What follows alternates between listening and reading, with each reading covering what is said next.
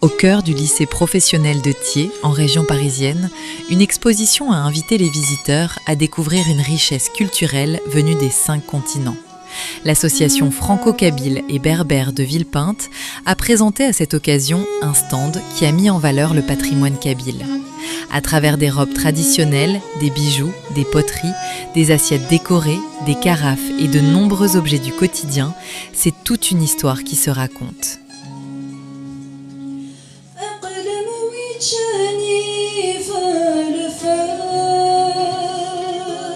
Depuis des siècles, les artisans et artisanes de Kabylie ont développé un savoir-faire remarquable, mêlant esthétique, symbolisme et tradition familiale.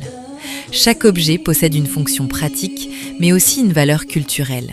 Les motifs géométriques, les couleurs vives et les formes travaillées racontent souvent une histoire, un territoire ou une appartenance familiale. Parmi les pièces les plus admirées de l'exposition figurent les robes kabyles. Reconnaissables à leurs couleurs éclatantes et à leurs broderies raffinées, elles occupent une place particulière dans les célébrations familiales. Mariages, fêtes traditionnelles ou grands événements, ces vêtements sont bien plus que de simples tenues. Ils témoignent d'un héritage transmis par les mères, les grands-mères et les artisanes qui perpétuent ces savoir-faire. Chaque détail, chaque broderie, chaque assemblage de couleurs reflète un travail minutieux et une identité culturelle forte.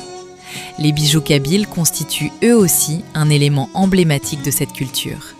Traditionnellement réalisés en argent et souvent ornés d'émaux colorés, ils se distinguent par leur richesse artistique. Au-delà de leur beauté, ils peuvent symboliser le statut social, les liens familiaux ou encore la protection. Ces créations artisanales témoignent d'un savoir-faire qui a traversé les siècles et continue aujourd'hui de susciter l'admiration. L'exposition présente également des objets de la vie quotidienne.